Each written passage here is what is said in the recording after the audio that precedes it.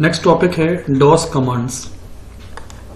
जब हमने system software को समझा था तब हमने ये समझा था कि कंप्यूटर सिस्टम को चलने के लिए किसी एक सिस्टम सॉफ्टवेयर को होना ज़रूरी ही है।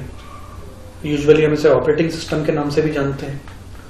हमने समझा था कि भले ही हमारे पास कोई एप्लीकेशन सॉफ्टवेयर नहीं हो तो काम चल जाएगा, काम ऐसे चल जाएगा कि कंप्यूटर स्टार्ट हो जाएगा। लेकिन अगर ऑपरेटिंग सिस्टम नहीं होगा, सिस्टम सॉफ्टवेयर नहीं होगा तो आप बिलीव कीजिए सिस्टम को स्टार्ट होना पॉसिबल नहीं है। सिस्टम स्टार्ट नहीं हो पाएगा क्योंकि सिस्टम स्टार्ट होता ही इसके भरोसे ऑपरेटिंग सिस्टम की हेल्प से। और कंप्यूटर सिस्टम स्टार्ट होने के बाद जो पहला इंटरेक्शन होता है वो हमारा इस ऑपरेटिंग सिस्टम से ही होता है। तो अभी के टाइम में तो हमारे पास बहुत सारी अवेलेबिलिटीज़ हैं। हम लोग यूजुअली विंडोज़ का इस्तेमाल करते हैं।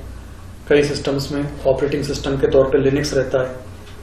मोबाइल में गूगल एंड्रॉयड या iOS, मैक जो एप्पल के लैपटॉप्स होते हैं उनमें iOS ऑपरेटिंग सिस्टम रहता है। तो इन वैरायटीज़ के बावजूद भी एक ऑपरेटिंग सिस्टम जो शुरू से लेकर आज तक है वो है डॉस, यानी कि डिस्क ऑपरेटिंग सिस्टम। इस ऑपरेटिंग सिस्टम के बारे में आप जानते ही होंगे, फिर भी मैं आपको बता दूं कि डिस्क ऑपरेटिंग सिस्टम एक कोर ऑपरेटिंग सिस्टम है, बेसिक ऑपरेटिंग सिस्टम है। बेसिक ऑपरेटिंग सिस्टम मतलब ये कि आपको विंडोज चाहिए तो आपको इंस्टॉल करना पड़ेगा, लिनक्स चाहिए तो इंस्टॉल करना पड़ेगा। जो भी आप ऑपरेटिंग सिस्टम यूनिक्स वगैरह इस्तेमाल करना चाहते हैं, you have to install them as per the requirement. आपको उसे इंस्टॉल करना ही होगा। लेकिन डॉस एक इंटीग्रेटेड ऑपरेटिंग सिस्टम है। यूं समझ लीजिए कि ये हार्डवेयर के साथ एम्ड रहता है और हमेशा अवेलेबल रहता है। यहाँ तक कि अगर आपको विंडोज डालना है पहली बार, यूनिक्स या लिनक्स डालना है पहली बार, तो डॉस की सहायता से ही आप उन ऑपरेटिंग सिस्टम्स को इंस्टॉल कर पाएंगे। तो ये कोर ऑपरेटिंग सिस्टम है, प्राइमरी ऑपरेटिंग सिस्टम है। यूं तो हम इनका ज्यादा यूज करते नहीं हैं, लेकिन कभी किसी परिस्थिति में अगर ऐसा हो जाए कि विंडोज करप्ट हो जाए या हमारे पास लिनक्स है वो करप्ट हो जाए, तो इमरजेंसी ऑपरेशंस के लिए हम डॉस की सहायता ले सकते हैं, क्योंकि डॉस यूजुअली करप्ट नहीं होता है। इमरजेंसी केस में आप डॉस का इस्तेमाल कर सकते हैं। डॉस को स्टार्ट करने के लिए हम स्टार्ट पे जाके रन प्रॉम्प्ट पे cmd टाइप कर देते हैं, जिससे कमांड प्रॉम्प्ट के फॉर्म में वो हमारे सामने आ जाता है। इसका इंटरफेस कुछ इस तरह का रहता है। आप जैसे ही cmd टाइप करेंगे ये आपके सामने डॉस प्रॉम्प्ट कुछ इस तरह से आ जाएगा।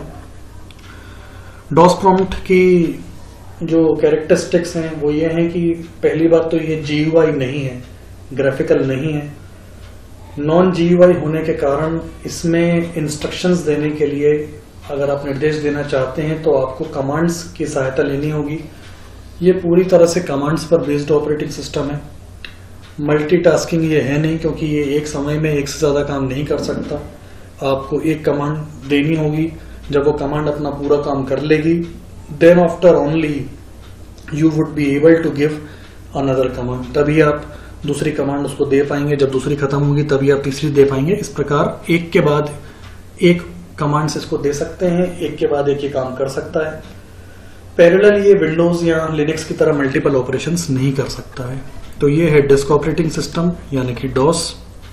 यही चीज यहाँ बताई गई है कि DOS is a non GUI, non graphical user interface based operating system, hence requires commands from user. इसलिए इसे कमांड्स की जरूरत है। जैसा मैंने आपको पहले बताया, user have to give commands as per the requirement. User को अपनी आवश्यकता के अनुसार कमांड्स देनी होती हैं जब भी वो डॉस के एनवायरनमेंट में काम करता है। यानी कि अगर उसे डायरेक्टरी बनानी है, डायरेक्टरी जिसको हम विंडोज के वातावरण में फोल्डर के नाम से जानते हैं, या फाइल बनानी है, या फोल्डर का नाम बदलना है, फाइल का नाम बदलना है, या डिलीट करना है, वगैरह वगैरह जितने भी ऑपरेशंस होते हैं, वो हर एक ऑपरेशन के लिए डॉस में आपको कमांड की जरूरत पड़ेगी। तो यही टॉपिक है डॉस कमांड्स, यानी डॉस के वातावरण में प्रयोग में ली जाने वाली कमांड्स, निर्देश के लिए यूज में ली जाने वाली कमांड्स। डॉस कमांड्स की हम बात करें तो डॉस कमांड्स को बेसिकली दो कैटेगरीज में डिवाइड किया जा सकता है, दो वर्गों में बांटा जा सकता है। पहला वर्ग कहलाता है इंटरनल कमांड्स, जबकि दूसरा वर्ग कहलाता है एक्सटर्नल कमांड्स। तो जितनी भी कमांड्स हैं वो इन दो कैटेगरीज में डिवाइड होती हैं। अब मैं आपको बता दूं पहले इंटरनल कमांड्स के बारे में। तो इंटरनल नाम से ही समझ में आता है, यानी आंतरिक। अंदरूनी कमांड्स। तो इंटरनल कमांड्स नाम के ही जैसे डॉस की प्राइमरी मेमोरी में हमेशा अवेलेबल होती हैं। आप जब चाहें इनका प्रयोग कीजिए और आपको किसी तरह के एक्स्ट्रा इंस्टॉलेशन की जरूरत नहीं होगी। मतलब ये कमांड्स डॉस की एक सिस्टम फाइल होती है जिसे हम जानते हैं command.com। इस command.com फाइल से सप्लाई होती हैं, अवेलेबल कराई जाती हैं। सिस्टम फाइल्स होंगी तभी सिस्टम बूट होगा, ये आप अच्छे से समझ लीजिए। अगर हमारे हार्ड डिस्क में सिस्टम फाइल्स नहीं होंगी तो सिस्टम बूट नहीं हो पाएगा, विशेषकर डॉस स्टार्ट नहीं लेता है। जब सिस्टम फाइल्स कॉपी होती हैं तो उन कईयों सिस्टम फाइल्स में से एक फाइल होती है command.com। कई सारी सिस्टम फाइल्स होती हैं, autoexec.bat, system.ini, ऐसे कईयों फाइल्स में से एक फाइल होती है command.com। और इस command.com के थ्रू कई सारी कमांड्स अवेलेबल होती हैं। तो यूं समझ लीजिए कि सिस्टम फाइल्स होंगी तो डॉस स्टार्ट होगा, और सिस्टम फाइल्स होंगी तो command.com भी होगी, और command.com होगी तो कमांड्स तो डॉस पे चलेंगी ही।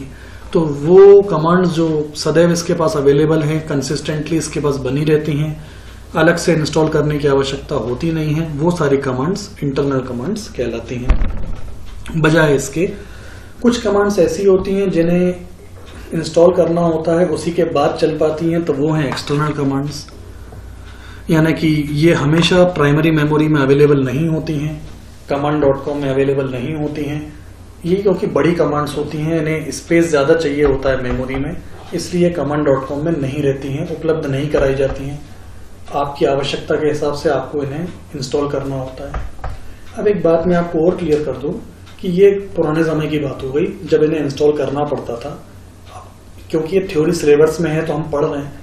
लेकिन अब डॉस इतने ज़्यादा अपग्रेड हो चुका है कि लगभग सारी एक्सटर्नल कमांड्स भी अब इंटरनल की ही तरह काम करती हैं। ये बात आप समझ लीजिए। थ्योरी है इसलिए हम समझ रहे हैं कि इंटरनल क्या होता है, एक्सटर्नल कमांड्स कौन सी होती हैं। लेकिन अब मैं आपको बता दूं कि डॉस के वर्जन सब इतने अपग्रेड हो चुके हैं कि एक्सटर्नल कमांड्स जो पहले कभी एक्सटर्नल होती थी या जिन्हें पहले कभी चलाने से पहले इंस्टॉल करना पड़ता था, आज के समय में अगर आप उन्हें चलाना चाहते हैं तो किसी तरह के इंस्टॉलेशन की कोई जरूरत नहीं है। यूं समझ लीजिए कि जो पुराने समय में एक्सटर्नल होती थी वो लगभग सारी ही कमांड, लगभग सारी नहीं कह सकते अपन, उनमें से लगभग कमांड्स अभी के समय में इंटरनल की तरह ट्रीटमेंट देती हैं। मतलब ये है कि आप बिना किसी इंस्टॉलेशन के इजीली उनको यूज कर सकते हैं। तो इंटरनल कमांड्स कई सारी हैं, मैंने आपको बताया, जो इजीली चलती हैं, इन्हें इंस्टॉल नहीं करना पड़ता। ये पुराने समय की बात कर रहा हूँ, अभी तो के समय में लगभग इंटरनल एक्सटर्नल से बराबर ही हो गया है। फिलहाल इंटरनल कमांड्स में कुछ कमांड्स हैं dir, इसके अलावा md, cd। ये कमांड्स किस तरह चलेंगी वो मैं अगले वीडियो में आपको बता दूंगा, इनको प्रैक्टिकली चला के दिखा दूंगा एक बार। फिलहाल मैं आपको मोटे तौर पे बता रहा हूँ कि अगर आप इंटरनल कमांड्स के एग्जांपल्स लिखेंगे तो एग्जांपल्स में ये एग्जांपल्स आप लिख सकते हैं, इन्हें नोट भी कर सकते हैं। md, cd, rd, इनकी वर्किंग्स क्या हैं, कॉपी कॉन, डेल, इन सब के काम क्या हैं वो मैं अगली क्लास में आपको बता दूंगा, अगले वीडियो में। डॉस की एक्सटर्नल कमांड्स की हम बात करें तो tree command, format command, sort, fdisk, mod, attrib, ये सारी कमांड्स। इनके अलावा एक्सटर्नल कमांड्स में हेल्प, sys, sys कमांड, ये सभी कमांड्स एक्सटर्नल कमांड्स का एग्जाम्पल हैं।